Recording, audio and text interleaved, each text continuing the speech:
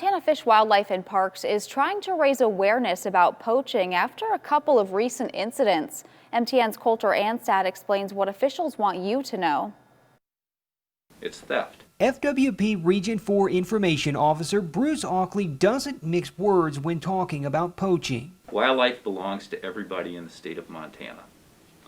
And so when you poach an animal, when you shoot that animal out of season, you are stealing from the people of Montana. A cow moose was shot to death and left to waste in Fergus County on October 31st or November 1st, according to FWP. On November 12th, FWP announced 3 buck deer, 2 whitetails, and a mule deer had been found shot and killed on private land between Sims and Fairfield and left to waste. Poaching happens probably for 2 reasons.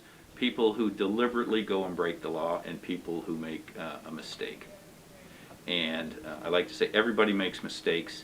It's what you do afterwards that determines your character. As of Monday, FWP wasn't having any luck identifying the poachers or why they shot the animals. Which is why we're appealing to the public. Please help us. Poaching is not just frustrating for wildlife officials, though. It's just robbing from other hunters. Montana Sportsman Alliance founder Joe Perry says poaching is equally frustrating to hunters. Every time there's an article that crosses my desk on poaching, I post it on our Facebook site. He believes poachers should face hefty fines and have their hunting privileges taken away in as many states as possible for as long as possible.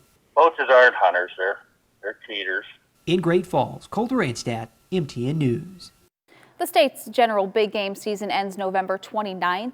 FWP says the number of hunters out right now is about 20% less than average, but we already have an idea of this year's harvest. According to FWP, these numbers are from the Augusta Check Station. Elk hunters have brought in 152 animals, slightly lower than the 10-year average of 170.